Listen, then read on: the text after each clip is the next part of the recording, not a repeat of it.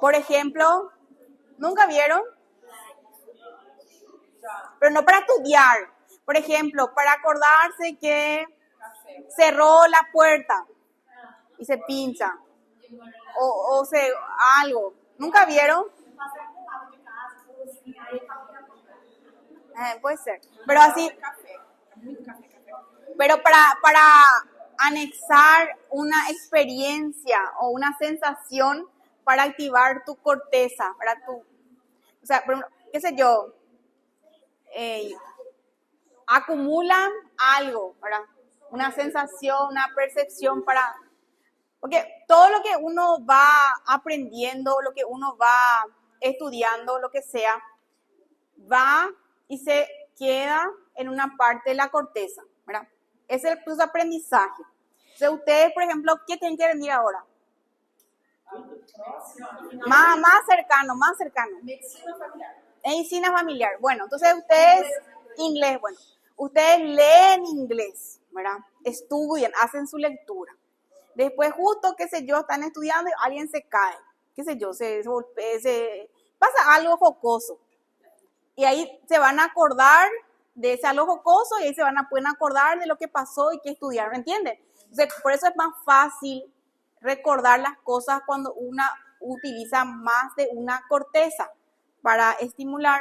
De ahí viene la gente que hace resúmenes, lo que hacen dibujos, la parte la visual. Cuanto más elementos utilicen, vías, cuanto mayor vías uno active, va a ser más fácil después estirar esa memoria, ese aprendizaje, ¿verdad?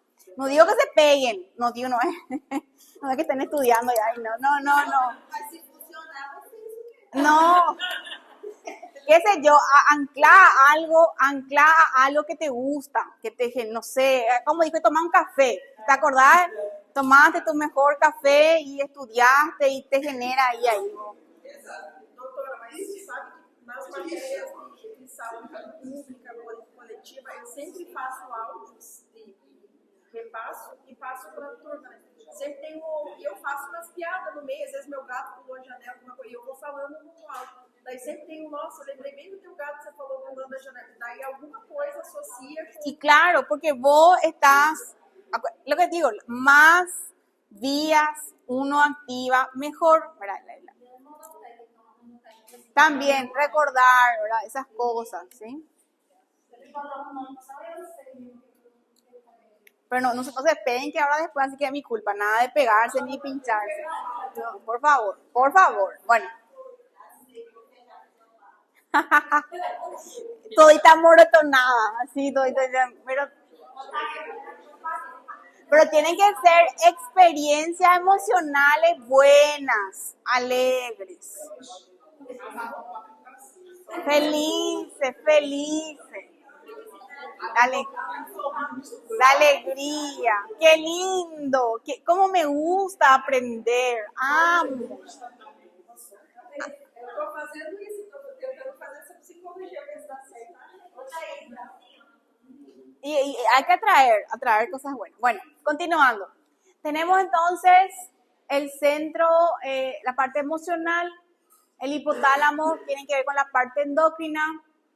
Acá tenemos el centro reticular activador, que aumenta la parte de alerta. Y acá llega, ¿verdad? A través de las fibras es lo que llega al circuito de modulación de la médula y el cuerno posterior. Así como vimos hace rato que llega en la parte posterior. Bien, entonces, repasando. Llega un estímulo, una calor, frío, lo que fuere. Cambio de posición, no sé. Llega a través de las fibras A y C al centro modulador. Va por el centro articular reactivador,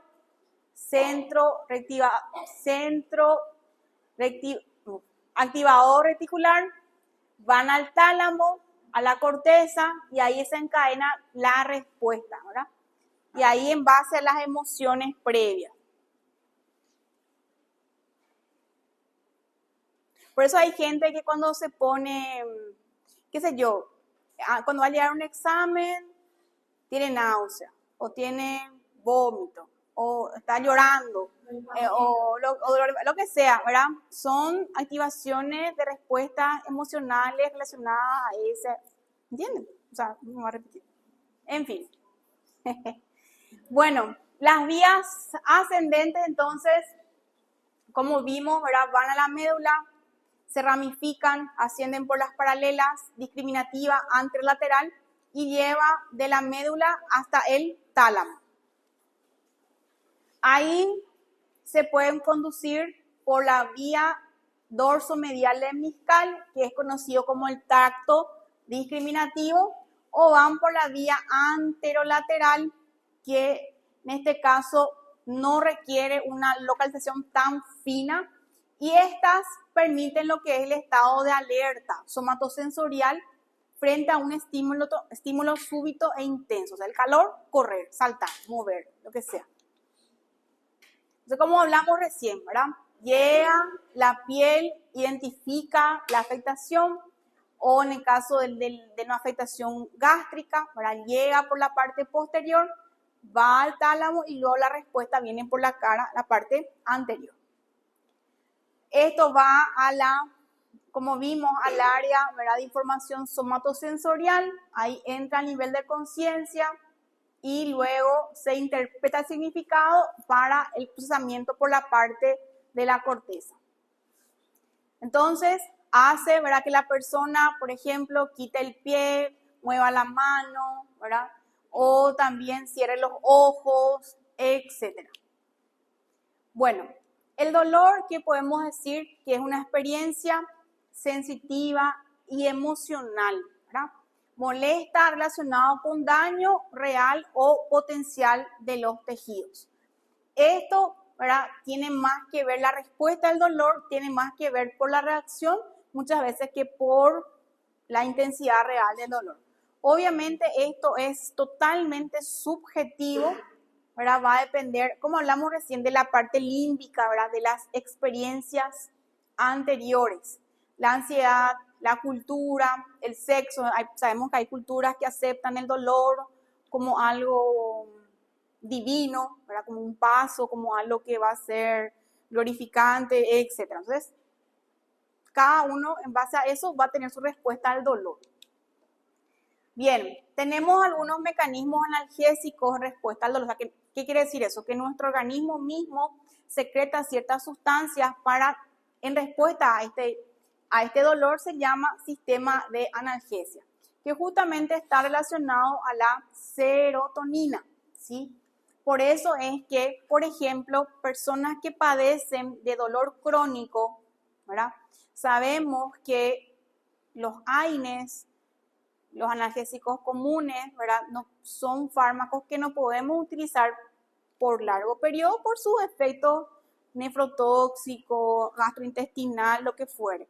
Entonces, una persona que padece un dolor crónico, ya sea una hernia discal, ¿verdad?, o una persona diabética que tiene neuropatía, entonces no podés decirle toma todos los días un ibuprofeno por toda tu vida, no, ¿verdad?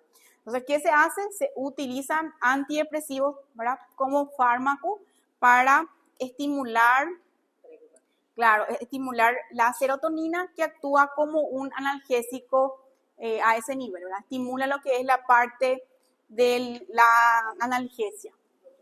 Dime, endógeno sería la palabra. ¿Qué tomas? Ah, mira un poco. Va. Bueno, continuando.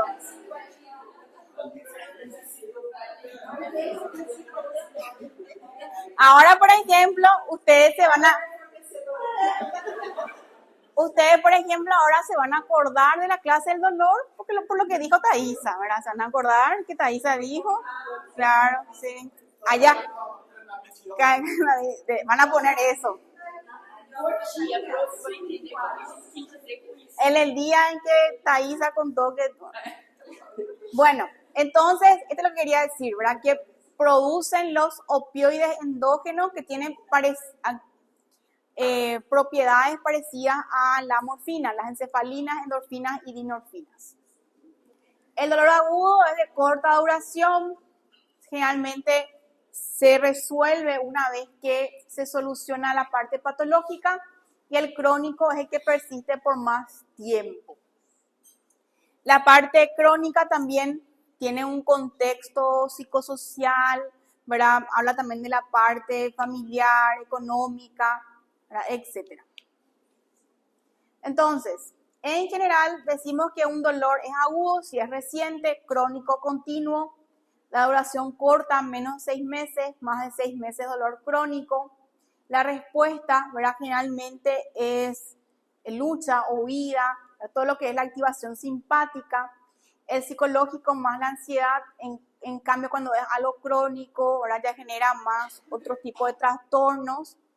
Y también la parte de la respuesta, que también pueden ir acompañados de otras alteraciones, ¿verdad? Como del estado de sueño, líbido, apetito, etc. Entonces tenemos acá, ¿verdad?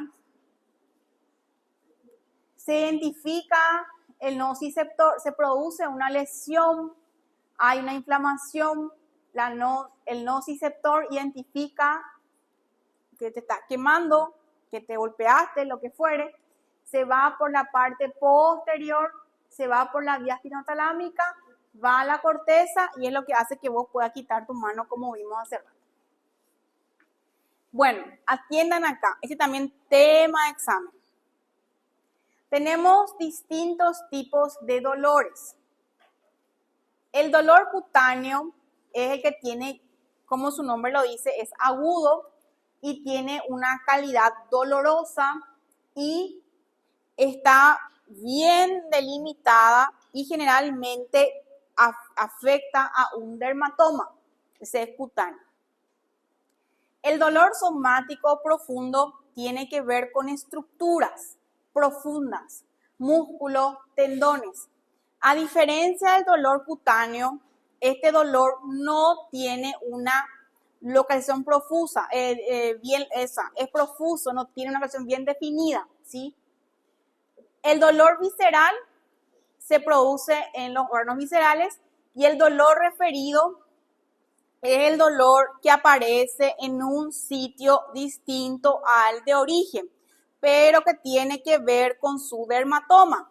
Por ejemplo, las patologías gástricas, lo que vimos en la clase de las úlceras, ¿verdad? Que puede ir a la parte posterior, o sea, se puede percibir en la espalda, pero corresponde al mismo dermatoma, ¿sí? Entonces acá tenemos el ejemplo, ¿verdad? De los distintos tipos del dolor referido. Generalmente, ¿sí? Claro. Sí, claro. Sí, así mismo, pero corresponde a la misma área. O sea, exactamente. El dolor agudo generalmente tiene que ver con el desencadenante, o sea, tratar la causa, ¿verdad? Si es un golpe analgésico, ¿verdad? Si te está quemando, tratamiento, quitarlo, etc. En cambio, el dolor crónico, como mencioné, requiere algo más multidisciplinario, ¿verdad? Los antidepresivos, también muchas veces fisioterapia, justamente lo que habló la compañera, narcóticos y no narcóticos, ¿verdad? Etc. También pueden haber alteraciones de la sensibilidad, ya sea hipoxia, o una hiperestesia, o una hiperalgesia, dolores neuropáticos, ya sea pérdida del sentido del tacto o al dolor. Y esto tiene que ver, sabemos que el dolor es una condición, sería como un mecanismo de defensa, ¿verdad? Que te avisa que algo no está bien y que tenés que, ¿verdad? En cambio, si no funciona, entonces obviamente el paciente puede tener varias complicaciones, que es lo que vemos con los diabéticos, ¿verdad? Que pierden la parte de la sensibilidad, entonces se cortan y no se dan cuenta y después ya las complicaciones. Bueno, entonces el dolor neuropático es el que está relacionado, como mencioné, a una enfermedad. La neuralgia son ataques breves de dolor, fulgurantes, pulsátil, por ejemplo, la neuralgia del trigémino. Y el dolor fantasma, ¿verdad? Que suele aparecer en los casos de pacientes que han tenido una amputación, pero ellos perciben el dolor todavía, ¿verdad? Y dice que el tratamiento es colocar un espejo y ahí como si fuera a hacer una proyección, ¿sabes? Bueno, yo creo que ya da, porque ya cefalea es muy importante y quiero que estén lúcidos. Resulta bastante frecuente en el área de neurología. ¿Qué está macaneando? No. Es importante, no coloqué luego. Ahí está. Ahora sí. Bueno, las cefaleas entonces, como mencioné, son motivos de consultas bastante frecuentes. Pueden ser un síntoma o pueden ser ya manifestaciones de otras patologías. Las secundarias son benignas, pero también tener en cuenta que pueden ser signos de alarma de patologías graves como neoplasias, ACVs, aneurismas, etc. Algún tipo de hemorragia, ¿verdad? Normalmente en la migraña, el tipo de cefalea migrañosa afecta a una gran cantidad de personas, principalmente mujeres. Es autosómico. ¿Qué pasó? Bueno. Se transmite en forma autosómica, no existe una fisiopatología bien identificada, pero sí se habla que existe una afectación en la liberación de neuropéptidos que hace como una inflamación.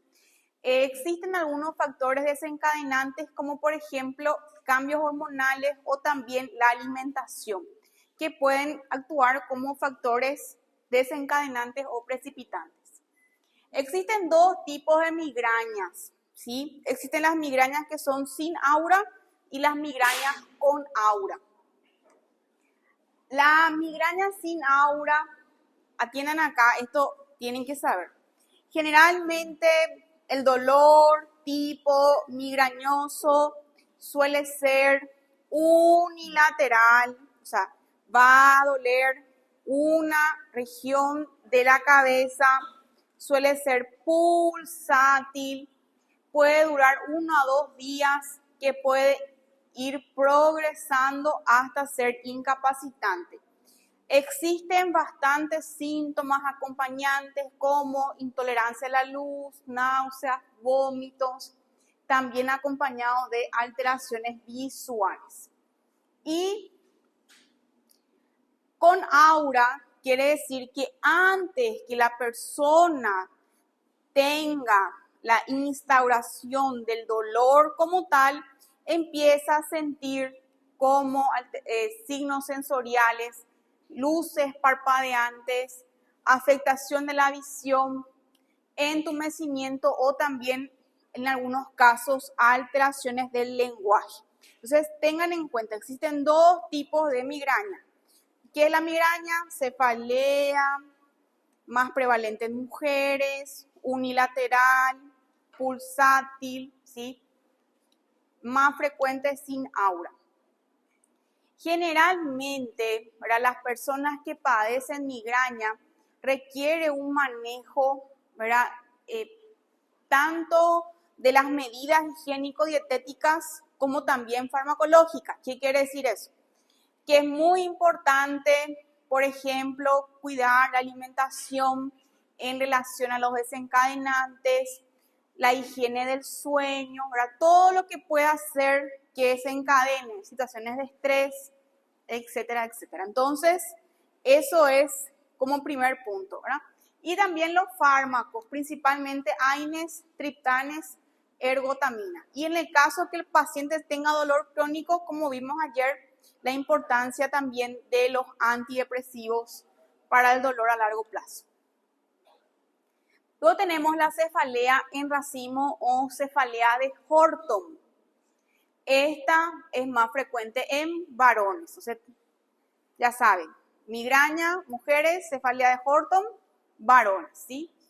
En la tercera década de vida es neurovascular, dolor intenso, insoportable, unilateral también, que aparecen, ¿verdad?, en racimos y va acompañado de afectación ocular, ya sea enrojecimiento, lagrimeo, congestión nasal, sudoración, miosis, tosis y edema en los párpados, pero unilateral. Tratamiento analgésicos, ¿verdad? Y generalmente estos suelen mejorar bastante con oxígeno, ¿sí? Oxígeno mejora la cefalea de Horton o en racimo. Después tenemos la cefalea tensional, que es de las cefaleas lejos la más frecuente, ¿sí? Acá, a diferencia de las demás mencionadas, principalmente la clínica, ¿verdad?, es que tiene un dolor en la región anterior de la cabeza y es holocraneal. Entonces, la migraña unilateral, Horton unilateral y la tensional es holocraneal, ¿sí? Tener en cuenta también que normalmente, ¿verdad?, no suele afectar las actividades diarias. O sea, una persona, no tiene tanta repercusión como, por ejemplo, una migraña, que sí el paciente va a estar con muchas náuseas, vómitos, mucha incapacidad, ¿sí? También tiene un componente de estrés, ansiedad, depresión, abuso de cafeína. Es un dolor sordo, difuso, ¿verdad?, en banda de la cabeza. Generalmente no están asociados a vómitos. Tratamiento, como su nombre lo dice, la tensional, son todas las medidas que ayudan a mejorar las situaciones de estrés, masaje, acupuntura, relajación, mejorar la postura. Y también, en este caso, se utilizan fármacos, ¿verdad?, los analgésicos para tratamiento precoz del dolor. Y no requieren tratamientos profilácticos. No es como el caso de la migraña, que implique un tratamiento a largo plazo. El tratamiento es sintomático. Ya está.